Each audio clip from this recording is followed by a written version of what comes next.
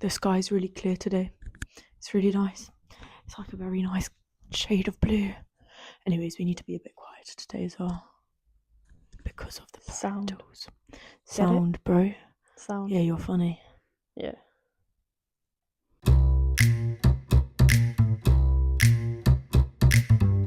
Hello, munchkins, and welcome to the Alova's Chat podcast. You're here with Arena And Agnesa. And this is episode 6, The Coaching Effect. Oh, I like that. Yeah. Quick overview of the week. Cali link up. Do you want to talk about it? Because I was there for like an hour. Yeah, it was great, as always. I was going to say fire event, but I'm not going to say that. No, insane vibes, as always.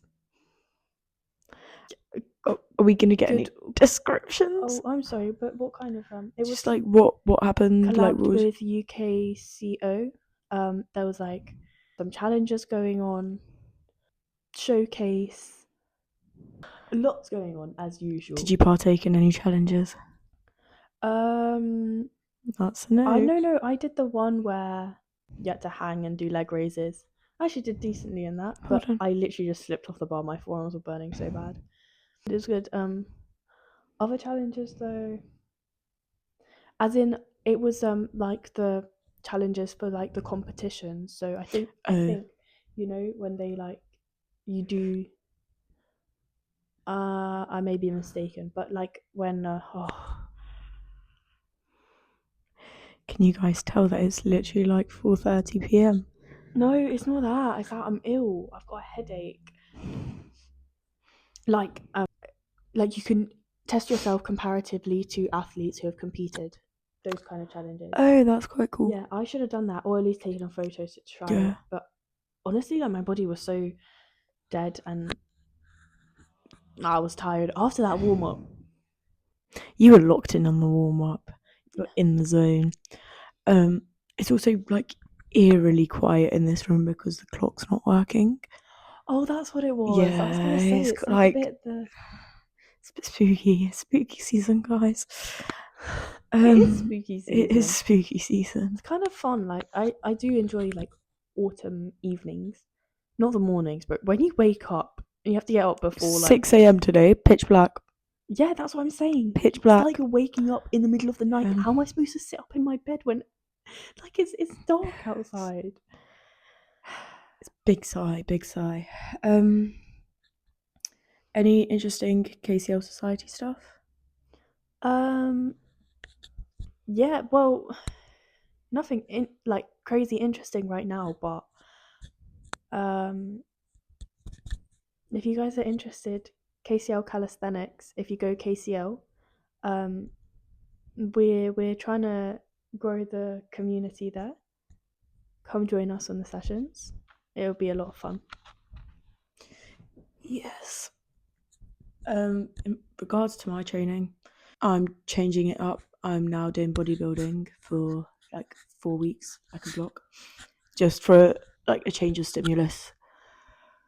I'm not going to get into the details, but yeah, I'll keep you updated as to how that goes throughout the weeks. But can we make this a little bit less like dreary? I'm sorry, I'm no. so like. As in, we should just talk a bit quicker, I think. Okay. Yeah. Let's. We're locked in. Okay, so we'll go into the main section now, but my neck is really itchy, and I've got a massive spider in my room, and I always feel like it's crawling up me. It's terrifying. It's like that big, and where is it though? I don't know. The last time I saw it, it dropped from the ceiling by my bed. Hell no.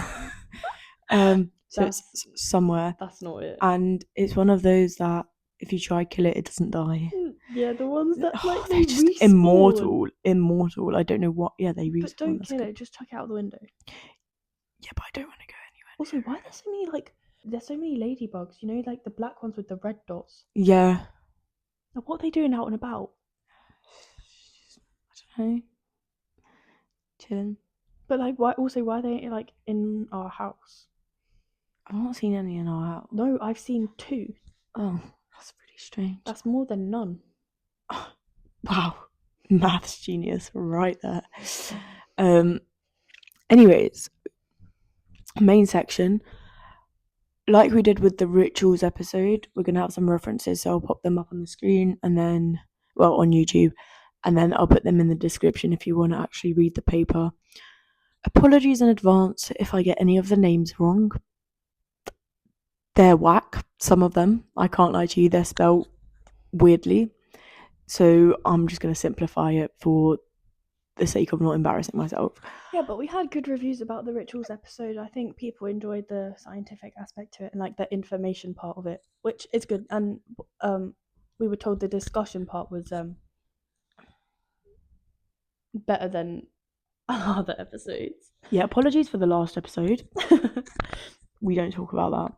Well, listen, like we wanna be consistent with it, but obviously like it's a time commitment and we're still figuring things out. So bear with. Indeed. What does being a good coach mean to you?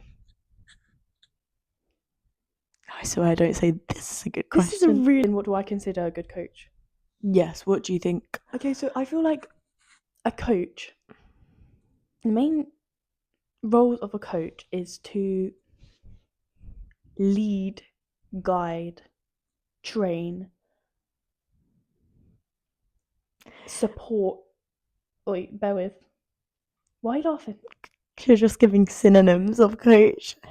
No, it's as in I'm using the verb to lead, to guide, to support. To coach. No, but it's not just you're telling the athlete what to do. You're finding ways that works for them. You're individualizing your approach as a coach. You're finding what works for your specific athlete. You're giving them the ability to grow themselves whilst giving them a bit of like a push, I feel like. Okay, yeah. Does that make sense? Maybe that's a little bit like too soft. No, that makes sense, because when we get into coaching styles, yeah, it'll make more sense. Not in like too soft a way, like, oh, you let them figure things out for their own. No, you give them the good structure, but you don't, basically you can't force someone to do something. There's got to be a certain amount of self motivation, but you have to provide a push to that self motivation, as in you have to find what works for that person to make them feel self motivated, if that makes sense. Yeah, there's a lot of use of that word. Kind of. To be fair, you've mentioned the majority of things. So there was a paper that outlined the coach's main responsibilities. I'm just going to go through them. Crisafel, Cabral, and Carpenter, don't know if you say those names right, but outlined that the coach's main responsibilities are to identify and meet the needs of each athlete, which you mentioned, to improve the performance of the athlete through challenging and guiding them, evaluating the success of the program based on the athlete's needs, and also to create a sports-based environment where the athletes are motivated. So I feel like you got quite a good roundup there. I think the most important thing to me regarding being a good coach is actually tending to the individual. Like, yeah. A goat. A goat. Sorry, I'll actually... There's a lot of research on how coaches should tailor to different genders as well, because there's a lot of gender differences in how people respond and how athletes respond to different coaching styles. For example, Gosselin mentioned that male athletes don't need a strong personal relationship with their coach. They just need respect. As in they must respect the coach? No, the coach must respect them. Okay. Well, like, as a person, like, I guess respect is mutual. Yeah, exactly. But they don't need like that personal connection, whereas that's interesting. Females do. Navarre mentioned that male athletes need to receive more personal and harsh criticism in relation to female audiences, because females may be adversely affected by like excessive competitiveness by the coach. The emotional effect of it. Yeah. Of like criticism. And also females want to know that there is a connection with their coach. Yeah. That's actually pretty interesting. It is. And now that I think about it, back in gymnastics, I mean, we can't really say if there were any differences towards male and female athletes because rhythmic gymnastics is predominantly a female sport, and our club, if we had any males, it was one for like 2 months. So I can't really tell you if that was prevalent in our lives and in our gymnastics career, but I can say that there was not exactly a connect. I wouldn't have said I had a connection with my coaches. You wouldn't say you had a personal connection? Oh, that's interesting, because I would say I would. Well, more so with some than others, for sure. Yeah. But I would say that I think a personal connection to a coach was very important to me. Yeah, I was going to ask, did you said some more than most? Did some more than others? That doesn't make any sense. But no, some more than yeah. Never mind. Did the coaches that you felt that you had a better connection with help you improve more regarding your performance, or was it more like a motivation thing? Both. As in, care to expand? I would care to expand. Yes. Thank you. Yes. Oh, was that like a yes or just like a yes? It's a yes. I thought you got excited for my answer there.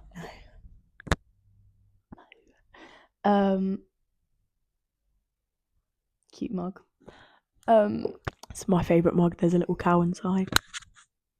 Drown the cow. Moo. Drown the cow.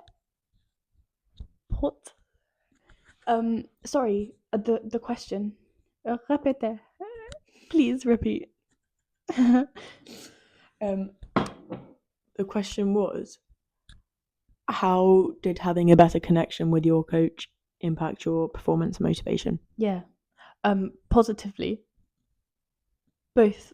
No, genuinely. Okay, I need to stop saying genuinely and I need to get yes on and on. no. Having a coach who you have, for me, I found having a coach who I had a better personal connection with, it makes it easier for you and for your coach when your coach understands you better, even on a personal level. I feel like I'm a very emotional, sensitive person, and I can take criticism, don't get me wrong, and I would never like. Can you? I can. I would never get upset when I got criticism in training, because obviously I'm like, you're telling me how to improve and I appreciate that. But when it comes to certain things, when your coach knows how to approach you in the situation versus maybe a different approach to someone else, it definitely helps. It does help. Yeah, and motivation wise and progress wise, because motivation wise, obviously, you know how to motivate this individual, you know kind of how to support them, what their doubts are. I think it's about understanding an athlete's doubts in themselves and kind of supporting them through that. And obviously, there's a correlation with progress. If you're establishing this good communication and connection in your trainings, you're allowing the training to go more smoothly. There's like less interruptions, and obviously you're going to see an increase in progress. No? Yeah. Well, that was the case for me. I mean, a lot of research did show that, and it showed that the coach-athlete relationship is the most important factor influencing motivation and performance. I don't know. By the way, disclaimer, I'm talking about rhythmic gymnastics coaches, both the coaches I have now, the coach I have now and have had in the past for powerlifting. No complaints, this doesn't apply to you. Relax. But I don't think I had a personal relationship with any of the rhythmic gymnastics coaches. I just don't think that they understood me, or I don't even know how to describe it. It's gonna sound so like sad, but I just don't think they paid enough attention to me to understand me. I was just gonna ask. I get that. I do. Do you think it also comes from like yourself as a person? Like, you've obviously grown a lot since gymnastics as a person and genuinely as a functioning human. But do you think you knew this much about your like coaching preferences when you were younger, as in when you trained gymnastics? I think so. You think so? Yeah, I think I respond well to criticism. Like I need more of a harsh coaching. I need to be informed, and I knew that I need to know what will make me better, and that wasn't said anywhere. Like, not that it wasn't said anywhere, but the way we were coached wasn't very informative, if that makes sense. I like having control, but it was more or less left in their hands, and I get it because you're really young. Like, a coach isn't going to trust you to not do it yourself. I can't explain it. It's very difficult. Not do it yourself, but they're going to want to guide you. You're like 5-6 years old. Really value feedback and like communication, particularly in ways that I can improve. Like, I need criticism and I need like analysis, and I think I did know that because that's how I operated. And this might not be relevant, but I mean, it kind of is, because some people have like creative brains, some people have like logical brains, and like maths was my strongest subject in school, and I knew that that's how I thought, like very analytically, but that just didn't come across in trainings. And I didn't get any feedback. I didn't get very much attention, so I just don't feel like I had a personal relationship. I get that, because I was just like thrown aside because there were different priorities. Yeah. As in, and towards the end, there was a large group. I'm not saying anything bad. Like, I get it that coaches, particularly in sports and like sports like rhythmic gymnastics, have favorites because coaches really focused on the gymnasts that they saw had like immediate potential, if that makes sense. That makes sense, yeah. Like, from the beginning, the people who seemed like they had potential just based on like a few trainings were like really pushed, whereas like for some athletes you just need to not nurture them. That sounds really... No, but you're right. You are right. You need to develop their skills and their confidence and information and their strengths, yeah. As in, because to then achieve their potential. Yeah, it may not be initial like strengths, for example. Let's just say, for example, because flexibility plays a huge role. Of course, yeah. Let's say you've got two kids, one comes in who's naturally way more flexible, and that's kind of like favored in rhythmic gymnastics. I mean, you need it. But let's say they were pushed on to kind of compete because they had those favored abilities. Mm-hmm. But I guess, correct me if I'm wrong, but what you're saying is like, as a coach, their duty to also take a look at the other gymnast, and for example, this gymnast may be like insane at risks. They may like have crazy speed and crazy power and perform risks, but that's kind of overlooked. Yeah. So it's just need to cater to like cater to the different abilities. It's the whole like individualistic approach, which I don't think was ever taken in rhythmic gymnastics. Okay, I get that. It was kind of more of like a general. Yeah, at the start, at least, like when you get to higher levels, obviously the coach knows you more. Like Agnesa said, like she felt like a more personal. This may have been later on. Yeah, I was kind of a bit older myself. Yeah, but yeah, as you developed as a gymnast. but at the start you get a very generalized approach, in my opinion, which I get. It's very difficult to apply loads of individualistic approaches, especially when there's massive groups. Like, I'm not slandering, we're just discussing. Yeah, now as a coach, it is difficult to individualize your approach. Yeah, it is. It's much easier to take the generalized route. Like, let's just be so honest. Of course. And I feel like that's going to be the way in everything. But I think it's very important, like you said, very important to identify for the specific gymnast what works best. And obviously not just gymnastics, athlete, anyone. Yeah. Actually, adding to that, there was a paper where actually talked about fairness.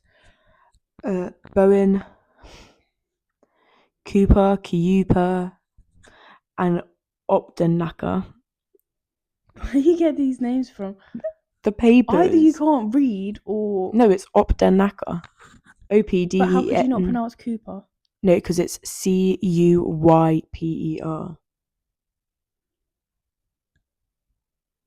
Do you know what I mean? Yeah. Yeah. Anyways, they mentioned that athletes' skills are developed when athletes perceive that their greater effort is rewarded, and where it's also fair across athletes, where the rewards are fair across athletes, and there's like equity, whether that be attention or... I mean, it is mostly attention, isn't it? Yeah, I wouldn't really say... There's not really anything else. Well, we specifically didn't really have any rewards. Yeah. The reward was getting a medal at the comp. Yeah. Afferman, Lee, and Worth, Wuerth, mentioned that athletes improved over time when they received greater attention from their coach, and that positive feedback contributed to skill development. So it's true, guys, and we've backed it up with personal experience. PEE. Point, evidence, explain, link. Ooh, PEAL. Peeling the orange. Did you guys have PEAL or PEAL, like PEEL or PEAL? Because I prefer PEAL, point, evidence, analysis, and link. I guess we kind of analysed it. Well, no, I just mean in English. Yeah, I know, but I'm saying... Yeah, I know. What was that? You said, yeah, I know. Okay, I'm going to stop.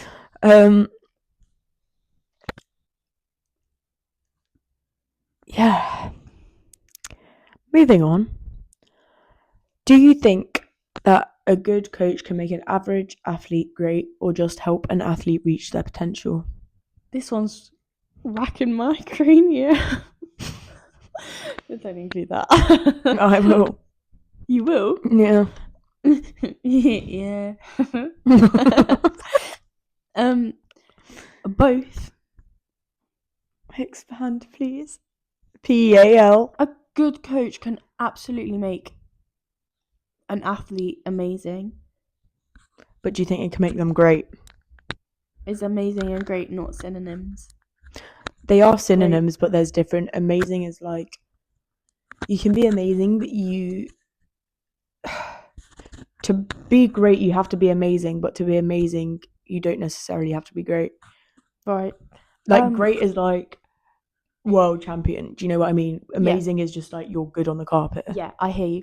Basically, I think so. I think a good coach can make any athlete great. Obviously, I'm going to say some athletes are more, let's just say, genetically inclined, probably, to like have more abilities, more potential, more talent. But at the end of the day, what was that saying? Talent. Determination beats talent. Yeah, or like hard work beats talent. If talent doesn't work, I don't know how that's went. Yeah, hard work beats talent if talent doesn't work. But I feel like hard.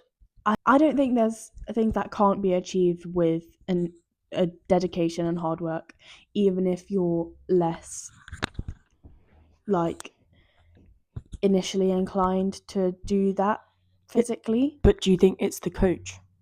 Yeah. Because I disagree. Well, no, I don't think it's only the coach. Don't get me wrong. It comes a lot.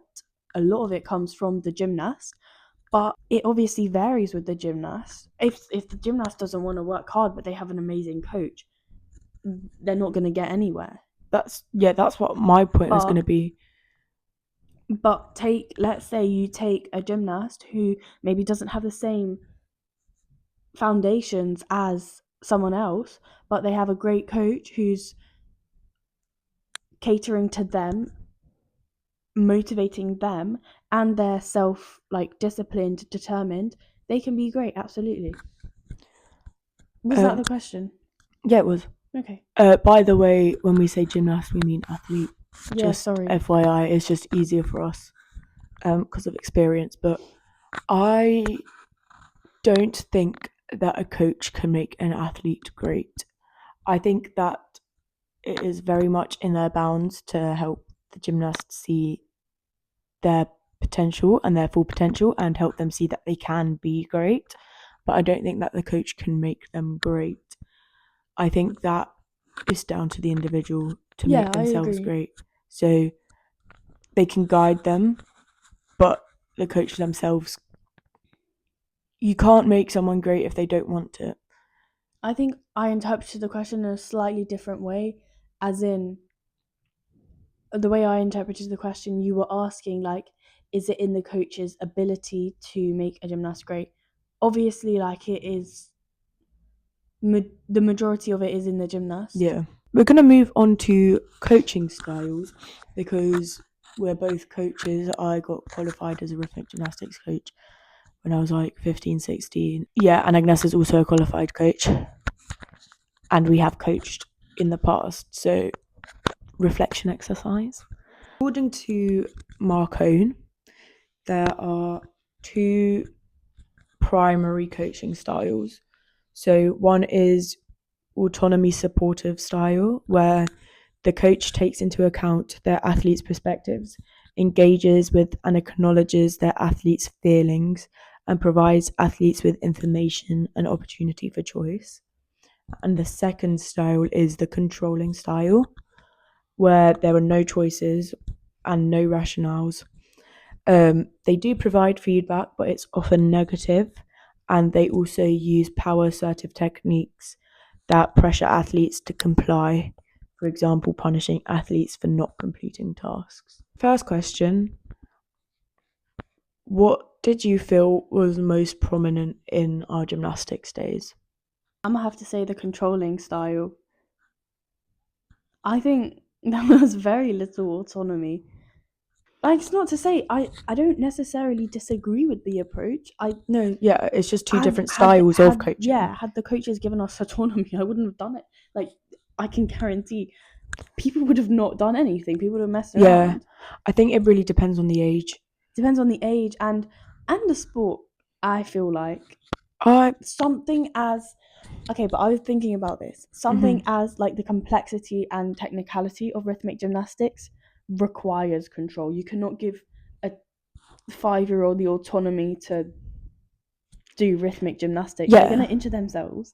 Yeah, but it's not complete autonomy. Yeah, I'm just saying. The style is more so like including the athlete in the process. Yeah. Okay. I would say, if that makes more sense. Yeah. It's not like handing over everything to them. That's not going to work because you're not coaching. Then that's coaching. Yeah. It's just it's more like supportive, like it said, autonomy supportive. It's more supportive, and it's like including them in the process, giving them information, like talking to them. Yeah. As at a young age, definitely more controlling. Like, I don't really remember talking to coaches as such about my individual. I would get a certain amount of individual feedback, but yeah, like, I don't remember it because I was so small. Yeah. As I grew older, my teen years, there was I sensed a bit more like the coach trying to talk to me personally. But I'd still classify it as controlling throughout all of it. I'd say Yeah, if it I was to choose one, still yeah, probably. dominates like quite significantly Yeah. with the controlling. Because especially with the power assertive techniques that they mentioned, there was a lot of times where if you did something wrong, you'd have to like do it again and again, which I don't think is an issue. I think, in fact, I feel like it wasn't they made it seem like it was a punishment, but it was just making sure that you can actually achieve the skill. So I think the way it was made to be seen was more of a punishment, like doing conditioning. Yeah, but it's more for your own benefit. I think we kind of associated it as a punishment because it was it was a difficult exercise to do. But had we not done it, we wouldn't be where we were. It's a necessary part of it. Yeah. And I don't think, okay, like, I'm not going to say, no, actually, you know what? Like, this may be controversial, but I think a certain degree of punishment is not like punishment. A certain degree of like punishment for the sake, but punishment for the is lack kind of better like, word. Currently, yeah. A certain degree is necessary. If you've got a gymnast who's not listening, and you want them to improve, they need to improve. They're gonna have to go through challenging exercises that they're not gonna want to do, obviously, and that's definitely necessary, especially in a high level sport. I agree. Yeah, you have to have it. I don't think that's controversial though. Like, if you're not doing the sport recreationally, if you're training, people get offended at everything nowadays. No, but you'll say you're a competitive gymnast. Well, you're supposed to just not do things because they're considered a punishment. No, I absolutely agree. not. Would you have preferred forfeit? It's basically a forfeit. It is a forfeit. Yeah, punishment is a bit of a harsh word because it's the best way to describe it. Yeah. But you guys are getting what we're saying, right? Right? But yeah, would you have rather had more of an autonomy supportive style or approach by your coaches? Or maybe not more so than I have. Are you content with the fact that it was a controlling I think style? I was content with it. Honestly, I kind of, personally for me, I need a coach to tell me what to do. Like, it's not that helps your brain go. Yeah, it's not that I lack the self-awareness to do it or self-motivation. I have it, but I need a coach to tell me what to do. I need a coach to like be controlling over it. Yeah. How am I supposed to navigate? It takes a little bit of a mind load off yourself on how you navigate your training.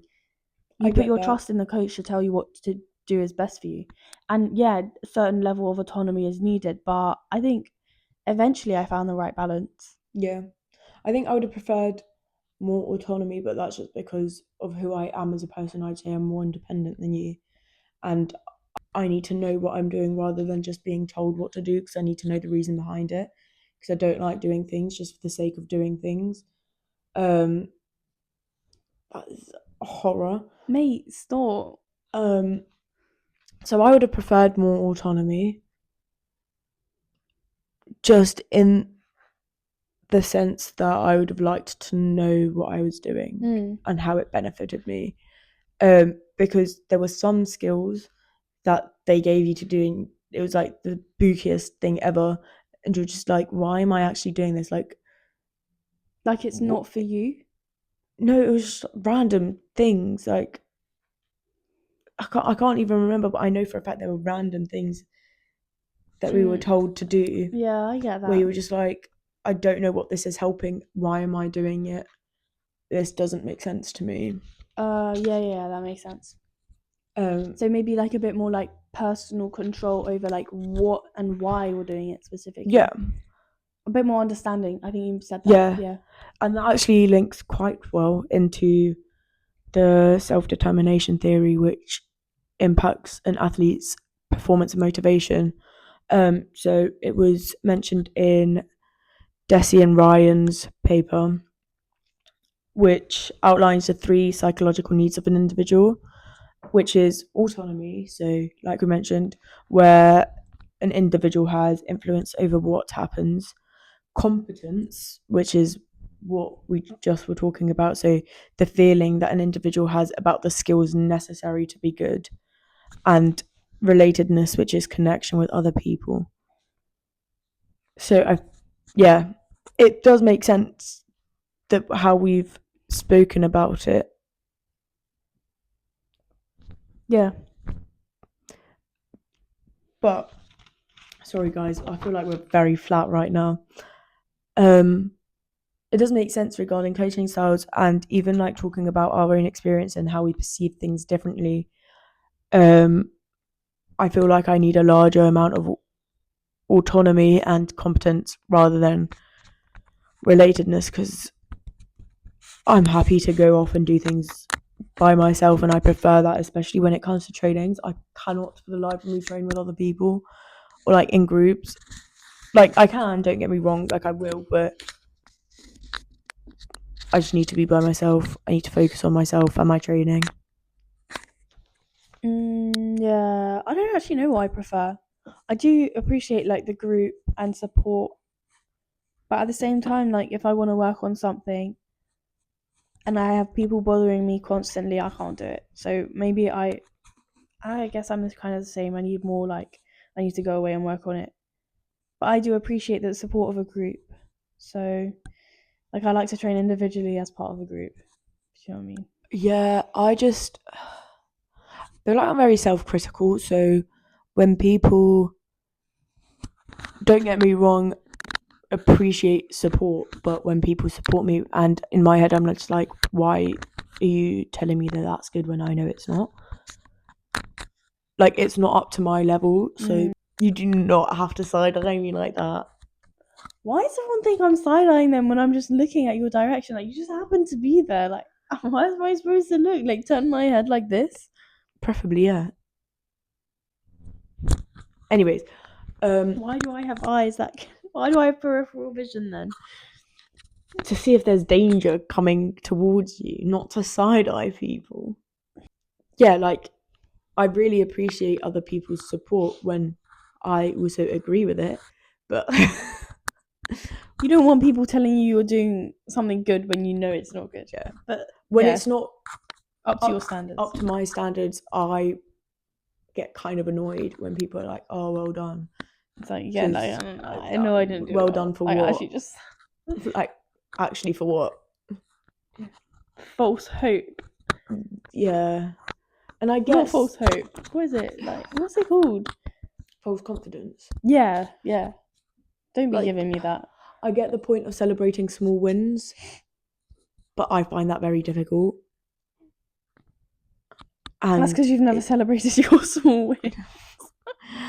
And I don't feel motivated by it. Right? It's not a bad thing. Well, Start to me, celebrating your small wins. To me, it's not a bad thing because I don't know. I just tend to focus on the bigger picture. Yeah, I think it's important at some point to celebrate your small wins. Kind of keeps the momentum going. You know what I mean? I say that, but I don't do that. But it's a nice idea. It's a nice idea, guys. So take what you will. Does how you were coached now impact your coaching style? Great question. I need to start saying that, but I genuinely think it's a very insightful question. Thank you. I came up with it myself. How does how I was coached affect my coaching now? Yes. Okay, so do you think it has a domino effect? Actually, they're two different questions. Do first question first. Yeah, I'll kind of answer both of them, but it's actually quite difficult for me to say right now because I'm just getting not just getting into this coaching thing, but I'm still figuring myself out as a coach and what kind of a coach I want to be. And obviously I'm basically an assistant coach. So I do actually have to kind of follow the guidance of the higher level coaches and head coach. So it's not entirely in my hands. Do you know what I mean? Yeah. So I'm given a set thing. I'm like, the gymnasts have to complete. But I am still kind of figuring out my way in approaching more individualizing my approach because it's so obvious to me, especially with a lot of younger younger gymnasts, the way they learn is completely different. For example, one, you can just say, okay, here's the exercise. I want you to go and work on this by yourself, and you will see them. They will be grinding at it, whatever. You say that to another girl, and yeah, she's just going around, playing around, distracted. So you need to kind of individualize your approach, whether that be like give a set number or be like, oh, once you've done this, come show me, or I don't know, personalize your approach. There's so many different ways. I do reflect quite a lot on how I was coached and kind of what worked for me, and I do try out different approaches on different gymnasts. I do try to give them autonomy. I don't want to be like overly controlling because it is definitely in the gymnast's hands. Okay, now I'm talking a bit more about like when they're older. And obviously with the older gymnasts, you give them more autonomy. I just try to be more attentive to the things that maybe when I was coached, I felt were kind of off. So you're trying to counteract it in a way? Yeah, not overly. No, yeah, but no. I'm trying to take that into consideration when I'm coaching now. So it does impact your coaching? Yeah, definitely, for sure. And there are some things that I personally disagree with the way I was coached, and therefore I would not take that approach. Do you think that how you're coached has a domino effect?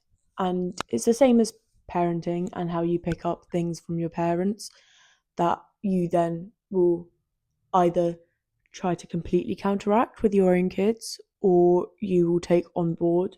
So it definitely does have an effect because you start to understand, as a coach, you start to understand what works for other people as well as what actually worked for you and the way in which you want to approach it at such a young age and training such young athletes. Your mind is shaped by your coaches. The way you feel towards training is also shaped by your coaches a lot, and the way that you then express that feeling to other people has an influence of past coaches and their past coaches. Yeah. The domino effect, obviously, the way you were coached, that is the way you know how coaching works. So you're going to probably apply that. But I think it's about kind of analyzing, maybe did that work for me, or like was there methods that definitely need to be changed? And I think that's what I try to reflect on when I'm coaching. I try to like take the good aspects and continue those, but also maybe think about changing up some aspects that I didn't necessarily agree with. Yeah, the domino effect and how it ripples. What? I think that the domino effect is more prevalent when you have done one sport for the entirety of your life and haven't really moved clubs because you know nothing else. I think coaches who have had more experience, whether it's them coaching or them being coached by others in sport, whether that be different sports, different clubs, different countries, become better coaches because you learn how to tailor better to individuals. We've been at the same club or we've been like within the same little sphere of gymnastics for the majority of our life, that you don't see any different approaches, so you don't know if it's the best one. It's just what's familiar, and it definitely plays a role in how you coach. I don't know if we're just waffling. I actually think we are, so I think a little bit. I think we might need to wrap this up because I don't think it's becoming useful anymore. No, but I think it made sense. I think it was an interesting discussion. Yeah, I think there's definitely a lot more to say about coaching, and it was also, we're talking about individual sports and there are differences between individual and team sports. Yeah, and obviously what I think what was really interesting is what you said at the beginning about like the difference between like male and female. So we are definitely going to have more discussions on this topic and get more people on talk about their experience being coached and as coaches. Yeah. Yeah. We actually do have a UC section today. Crazy work, finally, 6 episodes in. So we put up on all of our stories just because, just more traction, more engagement. The question, what is something that your coach has said that has stuck with you? Okay, so we've got, I think I'll say it, and then we can have a little quick discussion about it, and then move on. Mm-hmm. So, first one, if it's hurting, just do more reps, it'll sort itself out. That's kind of funny. It's valid, honestly valid. Just sometimes you got to push through your pain. Yeah, but sometimes, but also, there's a line. There's a line. But I think it depends what kind of a pain it is. Do you know what I mean? That, yeah. Like, is it muscle pain? Just like, is it like your muscles are hurting because you're working them? Okay, push through. Are you Is it hurting because you're stretching? Yeah. That's the point of stretching. Like, if it's, you know what I mean? Is it hurting because you're doing the exercise right? Or is it hurting because you're injured? Yeah, like, does it feel wrong? Valid though. Very valid. Second one is, your phone shouldn't be with you unless it's for recording content. Agreed. 100% agreed. Put your phone away when you're training. Okay, but content, but also what about just like feedback through watching yourself back? I think that's pretty important. Say you want to like get the form of something. Yeah. Otherwise, put your phone away. You're distracting yourself. Like, you're training right now. No, then put it away because it's a distraction. Is that where they're coming from? I think so. The next one is powerlifting focused. Just wants to say something. Also, I don't like when dogs lick me. I find it really disturbing, especially on the face. They find it soothing. I know, but I don't. Like a soothing effect. Focus on the prescribed RPE instead of the prescribed load. Yes, agreed. Next one is give him something to smile about now. Nodding your head.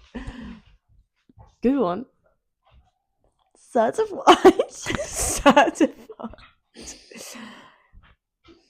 To be fair, I feel like this would spike my adrenaline, or like give them something to like. A bit of like that one's a bit of like a humorous one. Yeah, but it is like, it's a confidence boost because it shows that your coach believes in you. Yeah. Oh yeah. It's a bit of like a funny, like, not funny, but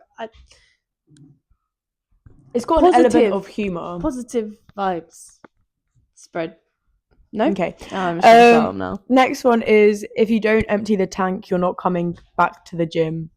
Valid. Peak, but valid. Yeah, guys, you got to put in your 100%. Yeah, like, put in 110%. You're not gonna get far without putting in your all. Yeah, I think if it's high level as well, if you're not pushing yourself as much as you can, and I'm sorry, but as a coach, if you're not seeing that your athlete is pushing themselves as much as they can, I can't lie, I don't want to coach you anymore. Honestly, yeah, it really frustrates you as a coach when you know the potential this gymnast has. You've seen it before, and you can just see that they're not putting in their all, and it's like, okay, but you're wasting your time here. You're wasting my time here. If you don't want to be here, no one is forcing you. Yeah, literally.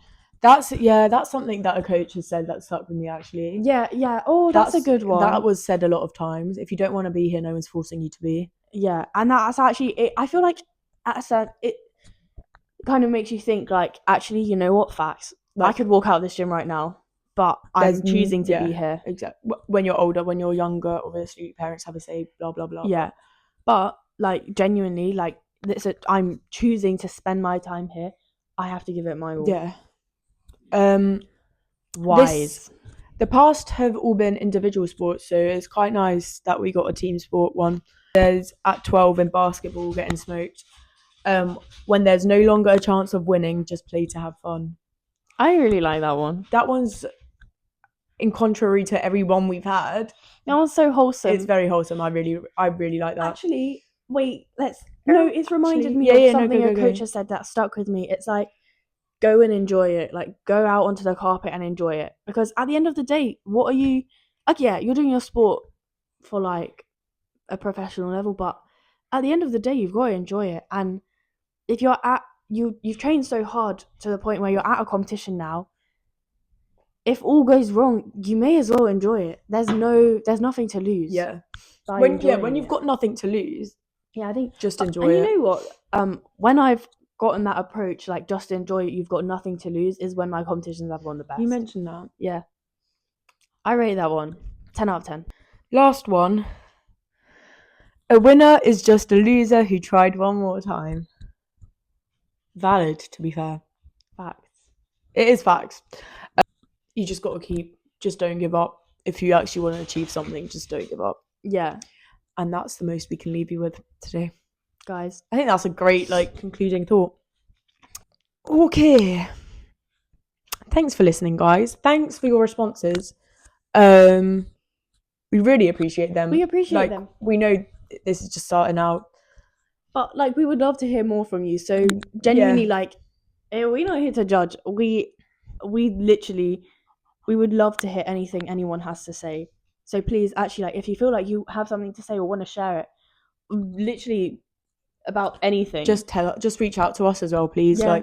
If you have any thoughts on episodes, stuff you want to hear, I know that was just said. Reach out to us, whether it's in person, over Instagram, even in YouTube comments. You can do it to our personal pages if you know us personally. Even if you don't know us personally, we can take criticism. Yeah, we appreciate being told it's good. I don't know, he looks really uncomfortable. He looks so uncomfortable. He keeps edging in close. Yeah, he looks like a rat. Rat or not. New breed of rat discovered. Not be really. No, we appreciate you guys saying that you watch it and that you enjoy it, but if there is anything that you want us to improve on, we'd rather you say it to us. Not that you want us to improve on, it's just that you're watching this, this could be better, or general feedback, literally anything. Yeah. We want to interact more with you guys, so this is all really new to us as well, so yeah, bear with us. I know it's still early days, 6 weeks in though, which is crazy to me. It doesn't feel like it's been 6 weeks. It's crazy to me that we actually started it. That's what's crazy to me. But yeah, let us know. Anyways, we're gonna depart. So thank you for listening. We'll see you next Wednesday. Farewell, Munchkins. Ta-ta for now.